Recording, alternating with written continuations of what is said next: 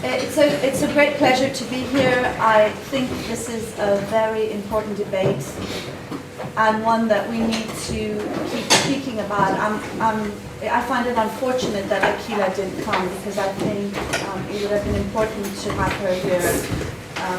But anyway. Obviously, I am in favor of a burqa and a niqab ban. Generally, I concede that adult women have the right and the choice to veil. My own grandmother wore a veil. But I say concede because even if it is a right and a choice, and I put that in quotes, it doesn't change the fact that the veil is a tool, like many others, found in all major religions to control and restrict women and girls. To me, saying the veil is a right and a choice is like saying female genital mutilation, the chastity belt, foot binding, or sati are such. According to Algerian writer Karima Benoun, whatever the reason, the veil represents the ever-encroaching fabric erasure of women's bodies. Calling it a right and a choice are as formal can be, when faced with religious dogma which deems it compulsory and which is obsessively policed by Islamists, often using brute force. Calls for a ban on the niqab or burqa or even conspicuous religious symbols in public institutions like hospitals, universities, and courts are often portrayed as a violation of the right to religion. But in my opinion, this is not the case.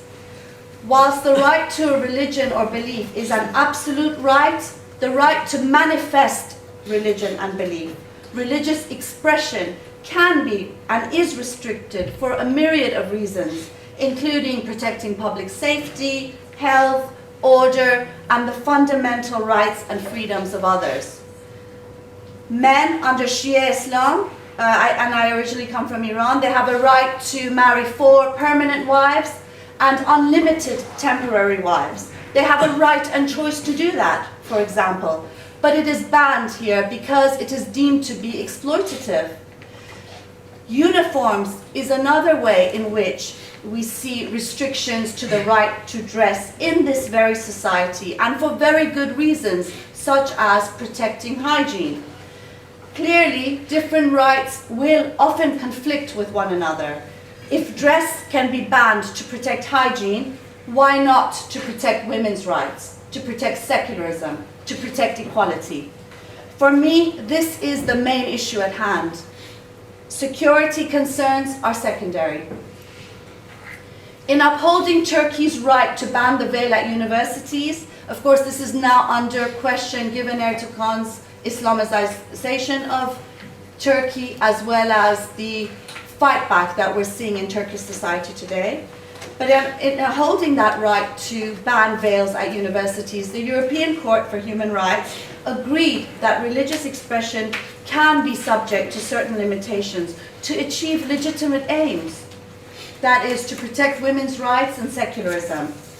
In the Shabina Begum case, here the House of Lords granted that restricting her right to wear the jilbab to school was important because it protected the rights of other girls in that school who feared being coerced into veiling. Don't forget that the teacher at Shabina Begum's school was a Muslim, and many of the kids in that school had Muslim parents. When looking at the question of rights, one must also consider the impact of the niqab and burqa on other women, and particularly other Muslim women. It is not as harmless to others as it is often portrayed. The right to veil has a corresponding right to unveil or not to veil at all. The unveiled or improperly veiled woman is always held up adversely in comparison to the chaste veiled woman. As secularist Mariam Helalukas says, the right to veil is always followed with the right to beat up women who do not. Also, it's important to remember that the niqab and burqa, as well as the veil, is a highly contested political and social sign, and not primarily a religious symbol. Today, the veil is often and rightly associated with the Islamist project to limit rights, to bring Sharia law, and to increase political Islam's influence and role. The enormous increase of veiled women and girls across the world and right here in Britain is a direct result of the contemporary Islamist movement's rise and the increasing pressures on women and girls to veil. The woman lawyer putting forth Turkey's case for restricting the veil at universities there said it well. She said the hijab is not just a dress, but a sign of political conviction. It shows near and present danger. It is a sign of things to come. To quote Karima Benoun again, covering nowadays ultimately means putting women in a uniform advanced by Muslim fundamentalism. The veil is a visible sign of Islam's war on women, all-out war on women. In Madani Free School in Derby, right here in Britain, girls as young as 9 are forced to wear the burqa. All teachers, including non-Muslims, are forced to veil. And it's not just a question of clothing, it's the implications that come with this clothing, of sex apartheid and segregation. If you look at examples that have come out of Madani School, girls must sit in the back of classrooms. On a school trip, girls who were queuing in line had to give their place in the queue to male teachers and boys who wanted to cut ahead. As an aside, for me, child veiling is tantamount to child abuse, in the same way that children are not labeled Marxist because of their parents' political opinions. They shouldn't be labeled with religious affiliations or be sent to faith schools until they're 16 and of age to decide on their own. Calling for a ban on the burqa and niqab is not about criminalizing Muslim women any more than banning female genital mutilation criminalizes girls and women who are mutilated. Of course, a ban will not and does not solve everything. There have still been no prosecutions with regard to FGM, but changes in law, including bans, are important steps in changing culture and attitudes and defending rights and equality. Also, calling for a ban is not about cultural imperialism or colonialism. Islamist efforts, for example in Niger, to de-Africanize their lived Islam is a form of colonialism itself. Plus, there are bans on the niqab or veil in a number of countries of the south. In Egypt, the Ministry of Health has prohibited the wearing of the niqab by nurses in hospitals. Egypt's top Islamic school has issued a ban on wearing the niqab in classrooms and dormitories of all its affiliated schools and educational institutes. Al-Azhar also obliges women to show their faces in court via a decree issued in 1880. In Iraq, the niqab has been banned by a fatwa. In Kuwait, women wearing the niqab have been banned from driving. In Azerbaijan and Tunisia, veils are banned from public buildings and schools. In Syria, until recently, teachers were banned from wearing the burqa. This is not about a clash of civilizations, nor an antagonism between the West and the East. It is a global struggle between secularists and theocrats. Many Muslims, or those labeled as such, are at the forefront of this fight against the burqa and niqab, but also the veil. In Iran, the slogan, "Neither veil nor submission," has become a rallying cry in the ongoing fight by women against Islamic morality police and the Islamic regime of Iran. In Sudan, just one of many examples, Amira Osman Hamid, who faces flogging for refusing to wear the hijab, says, "I'm Sudanese, I'm Muslim, and I am not going to cover my head." Unfortunately, on this issue and many others, secularists here in Britain have shown a lack of clarity and moral courage. Secularism is a human right, as A.C. Grading says, one that needs to be actively defended, promoted, and articulated. Today, given the rise of Islamism and the religious right, it is also a precondition for women's rights and equality, and for rights and freedoms in the society at large. Calling for a ban in and of itself is not racist, though racism and prejudice are very real, and need to be opposed on par with gender discrimination. A manifesto against totalitarianism, which I signed in 2006 with the likes of Salman Rushdie on the Danish cartoon controversy, said, We reject the cultural relativism which implies an acceptance that men and women of Muslim culture are deprived of the right to equality, freedom and secularism in the name of respect for certain cultures and traditions. We refuse to renounce our critical spirit out of fear of being accused of Islamophobia, a wretched concept that confuses criticism of Islam as a religion and stigmatization of those who believe in it.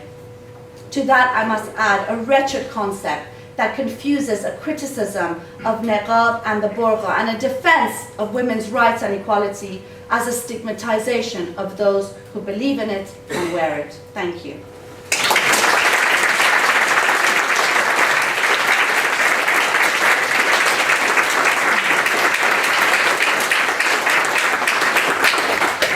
Okay, thank you very much, Mariam. And can I invite Dr. Edie Friedman to make her case, which I believe is to oppose the ban on the niqab, broadly speaking. Well, there is a sort of Jewish tradition of saying, well, on the one hand, but on the other hand. So I think I come more in that spirit. I just wanted to thank you for the invite. Over 40 years ago, when I was a student in the United States, I decided to come to England to study for a year. And I did say to someone, I'd like to go to LSE to study politics. And this person said to me, you can't study politics at a place called the London School of Economics. So 40 years plus later, I come to speak. What I'd like to do as a way of introducing my remarks is just to make a few sort of introductory comments. First of all, I think it's important to say that I don't represent the Jewish community as much as I would like to think I do. I am just one Jewish voice out of many Jewish voices. I work for a Jewish anti-racism organization which aims to provide a Jewish voice on a range of race and asylum issues. So to this end, we're concerned with Black, Asian, Jewish dialogue, anti-racism education for children from preschool through to secondary, and we're concerned with asylum and refugee issues, both on a practical level as well as a campaigning level. By Jewish, I mean a quite broad tent, or a broad church, if I could use that expression, which encompasses both Jewish teaching and Jewish experience, and covers all groups within the Jewish world, from the secular through to the Orthodox. That said, I'm not here to offer a Jewish religious perspective, even if there was one perspective. And although I was very pleased to receive the invitation, I have to say that I did accept it with a little bit of trepidation, as this is, I think, a very difficult issue, and though I know I'm not alone in feeling that. So, a few comments. I have to say, and I speak as an individual rather than for my organization, I feel uncomfortable with the veil, but I would not ban it. Although there are circumstances for security reasons and in places where facial identification is important, that the veil should not be allowed. But nevertheless, I would not ban it. And my uncomfortableness also extends to that small minority of women in my own community who are increasingly covering themselves up. And someone has coined this phenomenon as frumka. Now, frum is the Yiddish word which refers to Orthodox religious practices, so it's a rather neat title, frumka. And this is happening amongst a very small, tiny minority of women, but there has to be a question about why is this happening? What does it mean? Is this a personal choice? Is this something that they feel pressured into doing? In a sense, are they becoming invisible? Or is this a sign that they just can't cope with modern life, and therefore they have to cover themselves up more and more in order to say this is their stand in not being able to cope? I think that the veil is a good illustration of how difficult it is to navigate these issues within our plural society, and even within our anti-racism movement as well, because I know anti-racists do differ about how they see the veil and the right to wear it. And I think it's interesting that the same week as there was discussion or renewed discussion about the veil was the same week as there was a discussion about the use of the word yid at football games. And I think both of them demonstrate both the diversity within communities, because within the Jewish community there is not agreement about whether the word is something that we own and it's all right to chant it at football games, nor is there unanimity within the wider world, whether it's the anti-racism world or not. So I think that the so-called internal issues, and I think both the use of the word yid and debates about the veil are very much internal issues, can have a positive effect, because I think they show both our own communities and the wider community that there isn't unanimity within a particular group. I often laugh when people say, you know, we only have one Jewish representative, or one Muslim representative, or one black representative, but when it comes to white Christian world, then we have many different representatives because we allow them diversity, and we don't allow ourselves, or the diversity within my minority groups, to stand out. Many years ago, I, for some reason, was asked to be the religious affairs advisor in the BBC, and then independent television. It had a different name then, and I'm not quite sure why I was asked, but I think they wanted a woman's voice, and they wanted a different voice. And there again, it was always, what is the Jewish view, and you were allowed one view. And very often the view you were asked about were only internal Jewish issues, things like keeping kosher, intermarriage, etc. And I would say that Muslims, Jews, Hindus, black people, we also want to comment on issues like capital punishment, on poverty, on the state of the world. And I think it's a real battle, because sometimes we do this to ourselves, that we have such debate about internal issues, such as keeping kosher, halal meat, that we lose out on some of the bigger questions. So I think it's both a problem that we have, but it's also a problem in how the outside world treats us. So I think it's important that we don't allow these internal issues to define who we are. And that's very often, and I think the religious advisory role that I took was a perfect illustration of this. And their identity, our identity, was only allowed to be seen when it came to questions such as the Middle East or keeping kosher, things that were internal to the Jewish community. And I think it's terribly important that Muslims and Jews, with others, actually come together to look at the real difficult issues which are affecting our society, such as poverty, unemployment, racism, the treatment of asylum seekers. And we have to get that balance right between protecting things that are precious to us, and there'll be a lot of debate about what that is and what it is not, but at the same time we have to have a very rigorous engagement with the wider world, and we mustn't allow others to silence us as we want to contribute to making Britain a fairer and more equitable society.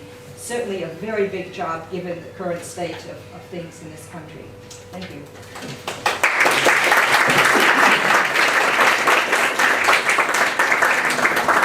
Thank you very much, Dr. Friedman. And can I invite Dr. Taj Hagi to make his case? Bismillah ar-Rahman ar-Rahim. I speak as a committed Muslim, unlike my colleague here. And I feel that this issue of and I call it the face mask, we should not use words like veil. That's not what it is. And we should stop confusing the word veil with hijab, niqab, burqa, jilbab, whatever. The hijab is a head covering. The chador is a head covering. The jilbab is a head covering. What we're talking about is the niqab, the burqa. That is the face veil. We cannot use words interchangeably. We have to be linguistically precise. I don't have a problem with nuns covering their hair or anyone else covering their hair, because I can see their identity. That's the issue. The issue is about obscuring identity. Now there's a Nazi dictum, allegedly made by Goebbels, Hitler's propaganda minister, that the bigger the lie, and the more you repeat it, the more the people believe.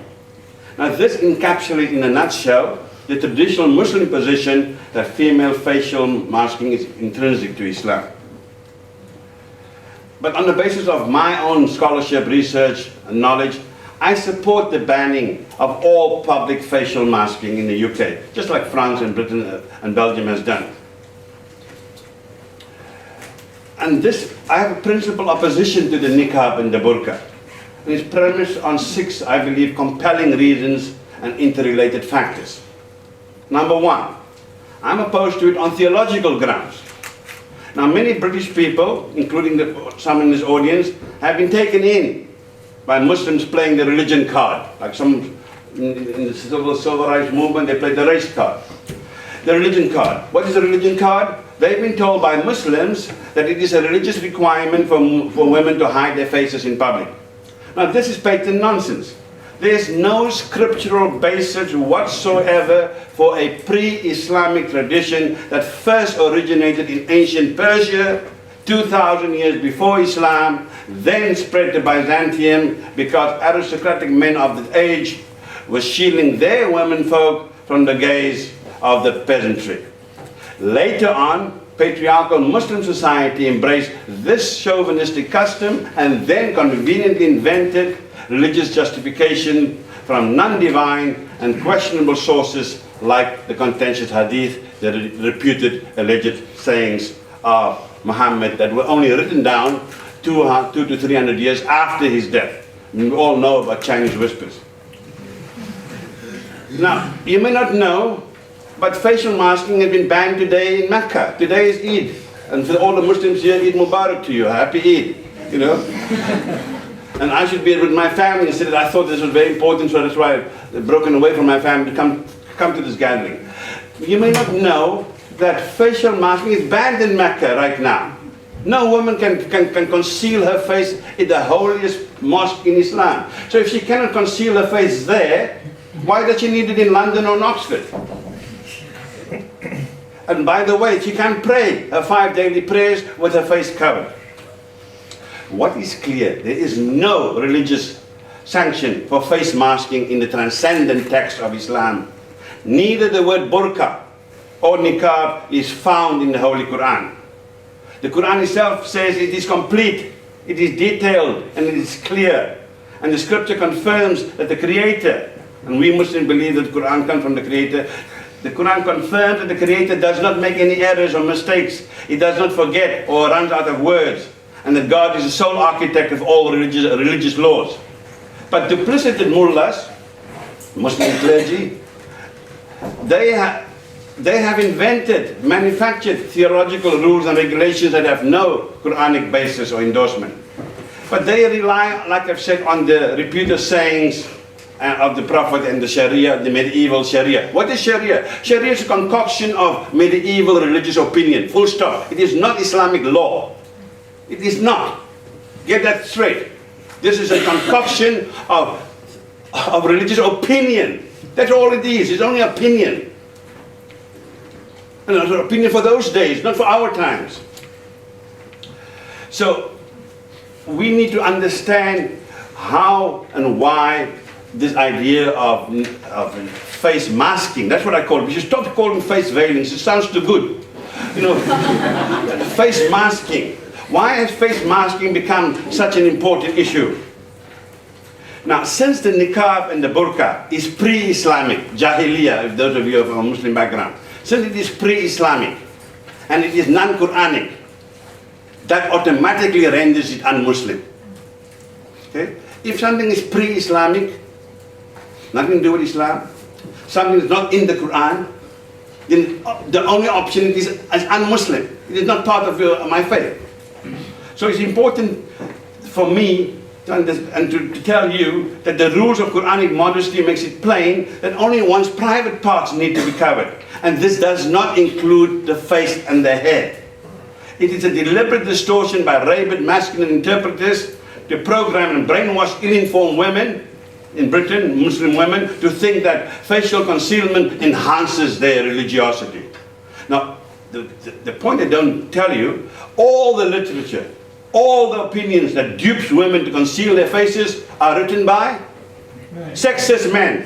Thank you. Who are determined to keep Muslim women in a servile and subjugated role in Islamic society. It is instructive that none of the texts or vindication of face masking had been written by women. There is nothing there out there. And all the women getting it, osmosis, drip, drip.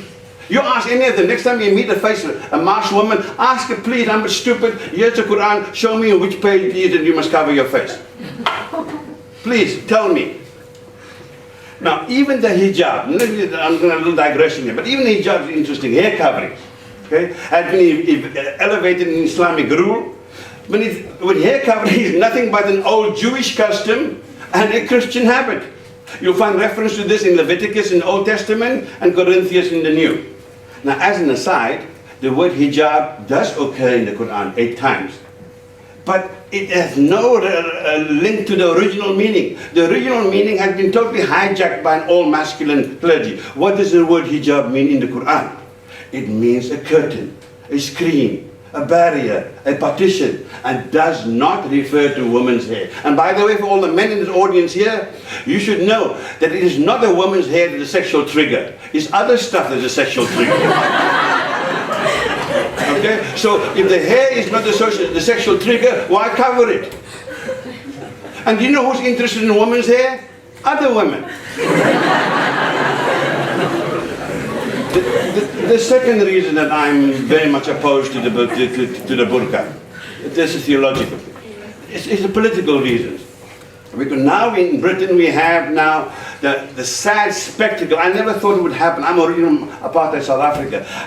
I never thought I would have the sad spectacle here. And I arrived in the 80s, that someday, 30 years later, 40 years later, we'll find a backward Saudi and putrid Gulf version of tribal Islam making inroads in our country. Now there is a big battle for the hearts and minds of British Muslims. I speak for the liberal and progressive, open-minded, whatever you want to call them. We do not want a distorted and toxic Saudi variant of the faith becoming dominant in the UK. Their twisted and poisonous doctrines routinely discriminates against women, as Maryam made the case so eloquently, and they also discriminate against non-Muslims. And all of this is completely incompatible, both with the Quran as well as life in the UK. Open-minded, integrated Muslims like myself want to see the emergence of a British Islam, not an MI5 variety either, okay, or MI6. A British Islam that is rooted in and relevant to 21st century society, not a perverted caricature of Saudi tribalism and Wahhabi zealotry. The third reason why I want to ban is there's legal inequality at the moment. In this supposedly gender equal society, when men and women are apparently having identical rights, why should females conceal their faces in public while men will be subject to arrest when doing so? Why? On what basis is it possible that I can't walk down the street to Aldwych now to take the tube with the ski mask on? I will be, before I reach the tube station, there'll be a whole bunch of cops waiting for me there. This young lady, if she agrees to put on the face mask, she could go to the tube station, no problem. So how come we have sexual apartheid here? I thought I left apartheid in South Africa to come to a free society, you know, and an equal society. So either everyone has the right to mask their face, or no one does. It's a simple legal dictum. There should be no public anonymity in this country. Either we all have the right to be publicly anonymous, or no one does.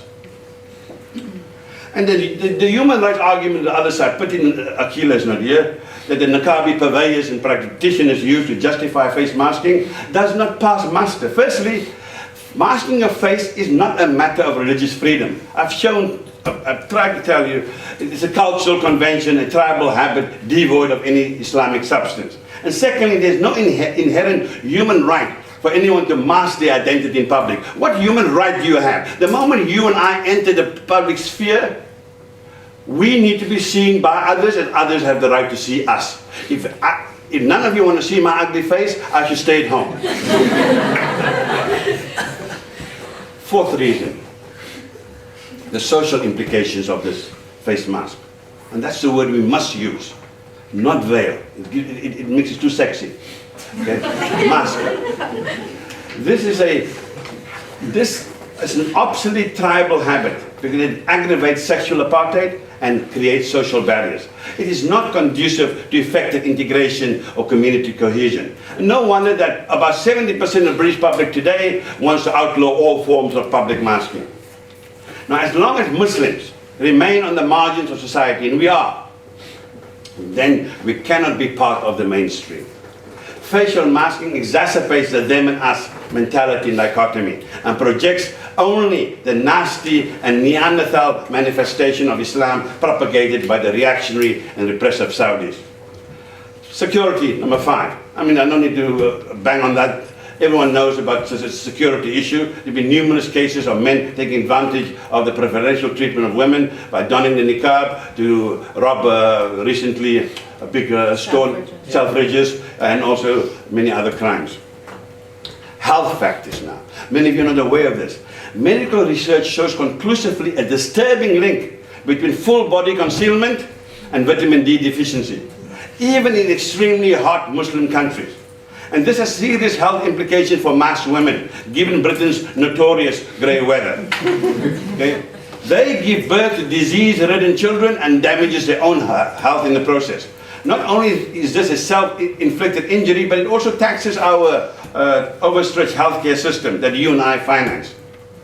Now, just as smoking has been banned in public buildings, we must embark on a similar legislative program against facial masking. And firstly, we ban it from all public buildings and facilities as a prelude to its total prohibition in the United Kingdom.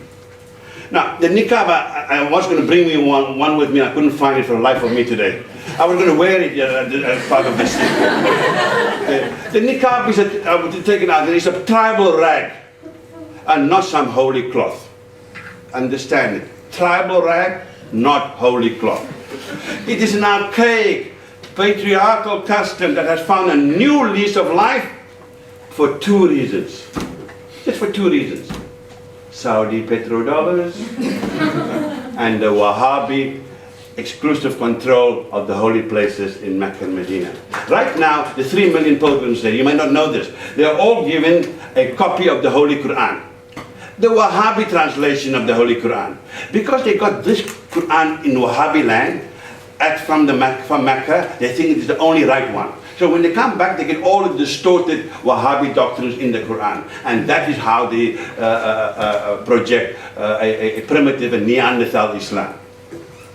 So today, face masking is a fashionable trend, a modern fad by young British Muslim women, whose own mothers and grandmothers did not wear this hideous garment. So do these trendy wearers of the face mask think that their uncovered mothers and grandmothers were not good or devout Muslims? Now, when Muslim women claim it's their human right and personal choice to wear that ugly tribal contraption, this makes a total mockery of the Human Rights Charter that guarantees religious freedom, because it's nothing to do with religion. However they wish to spin it, and in fact, they don't even need Alistair Campbell's help in this. However they wish to spin it, facial masking is not religious. It's purely a political, ideological statement, an ideological fad that has nothing to do with my faith. It is a bizarre cultural fixation and not a recognized doctrine of our faith. Yet the champions of Muslim face masking dishonestly claim that it is a religious mandate for them to do so. But they should know that creed and culture, religion and tradition are not the same. Face masking is not the equivalent of exporting a crucifix, donning a skull cap, or wearing a turban. Because none of these symbols obscures a person's identity or obliterates their individuality. Now, many Muslims think that civic rules and public sentiments do not apply to them, and they demand exceptionalism. Like American exceptionalism, now we have Muslim exceptionalism. Now, too many of us have unfortunately succumbed to disingenuous Saudi propaganda that says that face masking is an Islamic duty. The proponents of face masking tries to exploit Voltaire's famous defense of free speech and argues that everyone has the liberty to wear what they choose. While Voltaire's freedom of expression is critical, it applies to speech, not to face masking. And not all tribal fads or personal choices embody free expression. Mariam made that case. So in this civilized country of ours, of gender parity. Let us reverse the roles. Imagine everyone in this audience was male and a solitary woman walked in. And because the way we've been brainwashed, everyone suddenly reaches out and dons the burqa. How odd and how absurd would this be? Why do we condone, my friends, why do we condone this illiberal import that degrades and dehumanizes women? Let me respectfully remind you that the burqa, the niqab, and indeed all face masking in Islam, in Muslim countries rather, all of it is pre-Islamic, non-Quranic, un-Muslim, antisocial, and most importantly, un-British. And for all these reasons, I urge you to support the program that we have pioneered in Oxford. We call it the ABNI program. ABNI, A-B-N-I, the Anti-Burqa Niqab Initiative. Because we are taking initiative. We want to be in the forefront of this campaign, because this is not an anti-Islamic thing, this is anti-Saudi thing, this is anti-Wahhabi thing, this is anti-Taliban thing. That's the thing it is.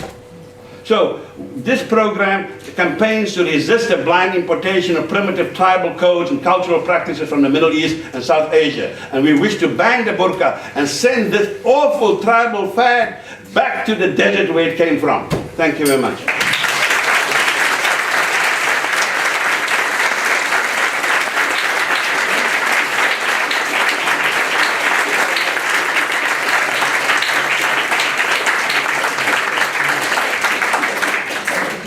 Thank you very much indeed, Dr. Hagi, and thank you very much indeed to all of our contributors for very thoughtful, powerful, entertaining discussion. I'm still internally laughing around women being more interested in hair than men. And so on. Now, I was wondering, because I would like to have a balanced debate insofar as we can have one, and I wondered if Dr. Friedman, were there any points you wanted to respond to, or any other thoughts that occurred to you?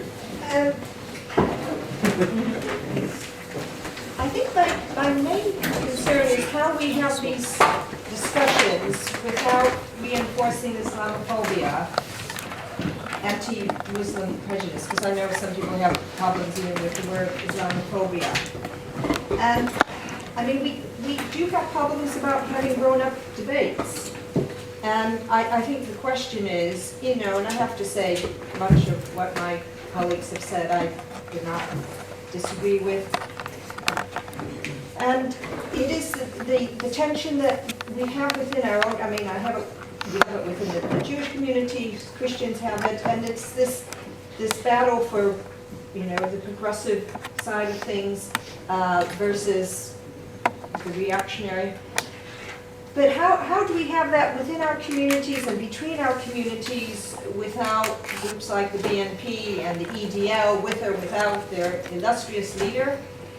How do we have these debates? And I think this is a real question for Britain in 2013, particularly at a time when, because of economic difficulties, we are able to have a government who normalizes the dislike and the fear of the other who's taking our health service and our welfare state and our housing, etc., etc. How do we have this debate in this sort of climate?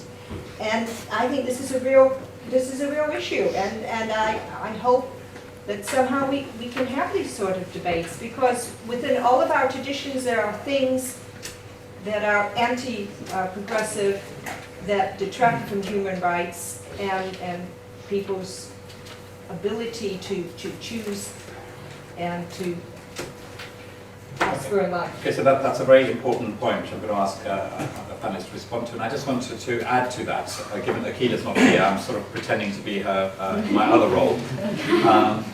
And really to say how do we prevent, therefore, the kinds of things that we've seen in Sweden, where politicians, offer money for identifying spot the burqa campaigns and harassment of women in burqa and so forth. And in a particular climate where there is the potential for violence and so on, how might we deal with this? Mariam. There's a couple of points here that I'd like to address. The first is on the issue of free expression. I think free expression is exactly that. There shouldn't be any restrictions to it in the sense of being able to speak. Even fascists, even members of the BNP and English Defence League have a right to spew their nonsense and talk about nationalism and whatnot. in the same way, we have a right to both challenge them and to speak our minds. I think you can't stop racism and hatred by shutting down free expression. You can only challenge it by being able to stand up to it and speak. The problem is many of the anti-racists are silent on issues that are hugely important for women who come from Muslim backgrounds. And in a sense, we are left, and I consider myself one of those people, we are left to fend on our own. We have to deal with the far right, spewing hatred and racism, and we have a left that sides with Islamism over our dead bodies and at our expense, and our rights and our freedoms. And so I think, first off, free expression is hugely crucial. I have a huge problem with the term Islamophobia. I think it is a term it's a political term used to scaremonger people into silence. I think you can be critical of religion, you can be critical, it's like the Jesus and Mo cartoon. It's fine that you're poking fun at Jesus, but you're not allowed to poke fun at Muhammad. And this is the problem. We need to be able to do that, particularly because we're dealing with an Islamic movement that is hanging apostates from city centers as we speak. So it's a crucial debate for us. We have to have it. We have to be allowed to have it.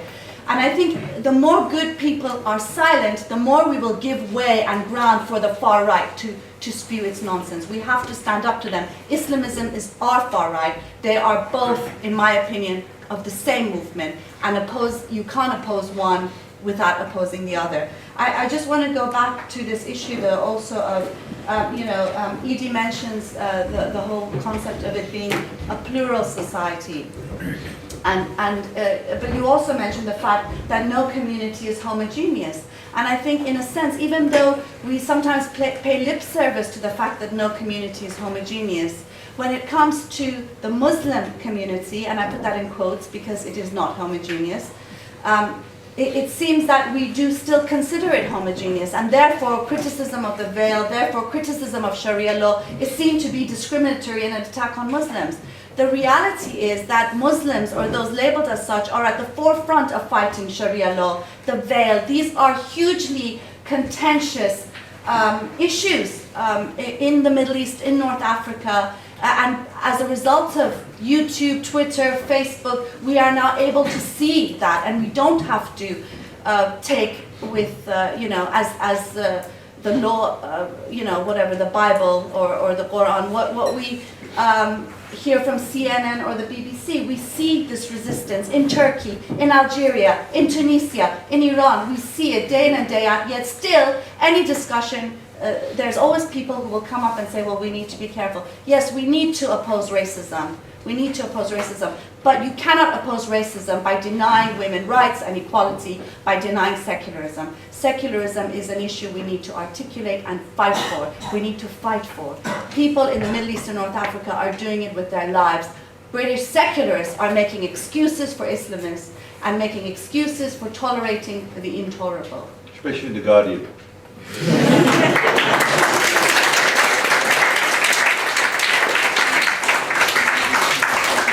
I did say, Chair, that I would like a fair and balanced debate, so I want to put some provocations to you, and it's several of them.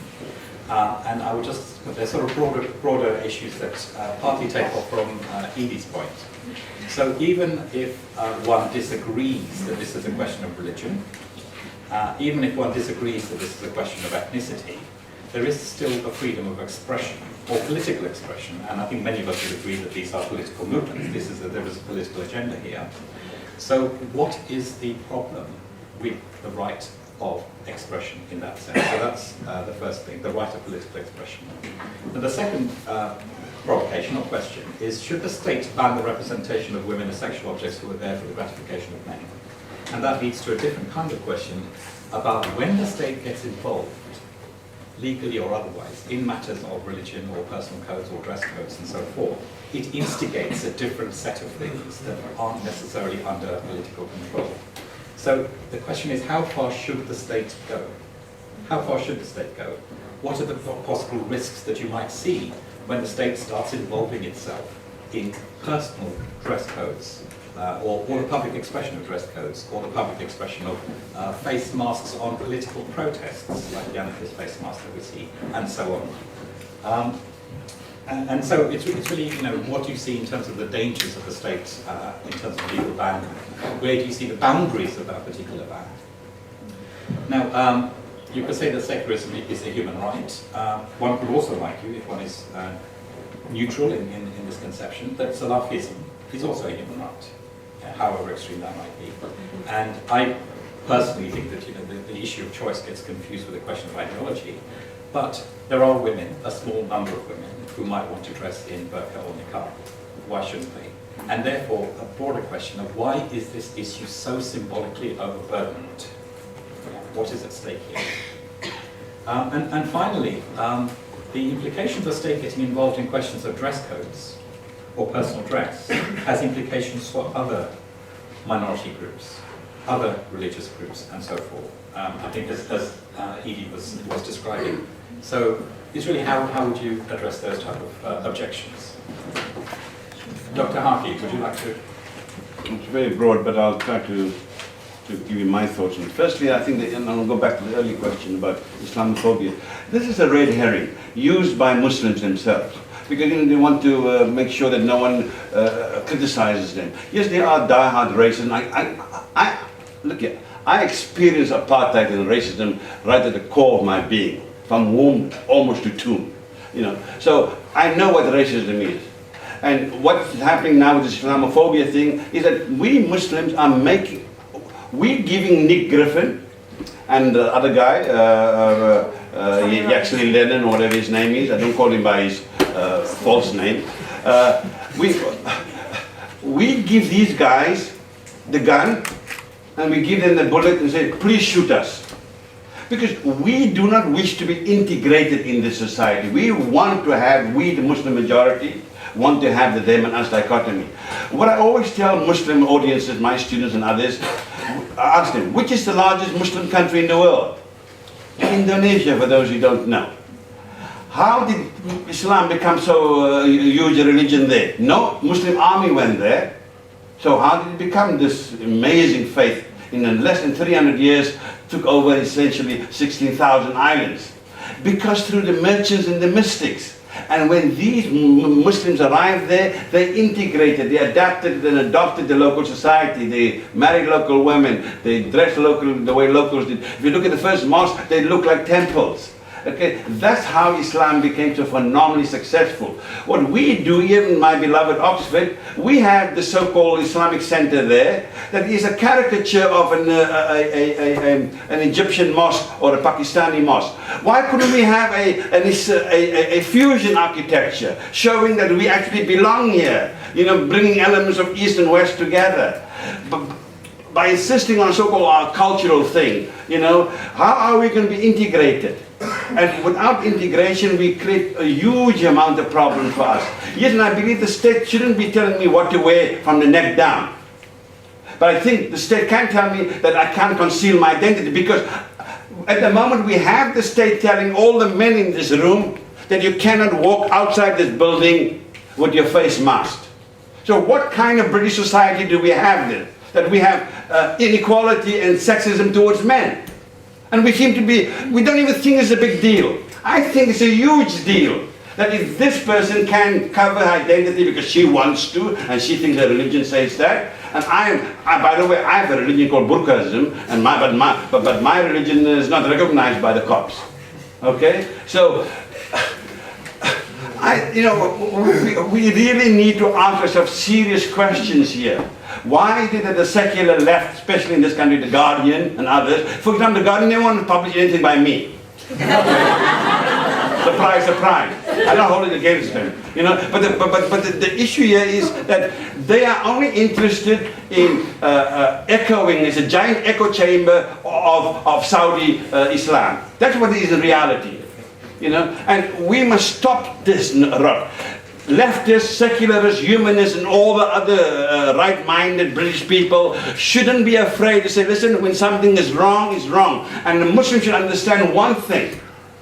When in Rome, do as the Romans do. Now, I came here voluntarily. No one forced me to come to the United Kingdom.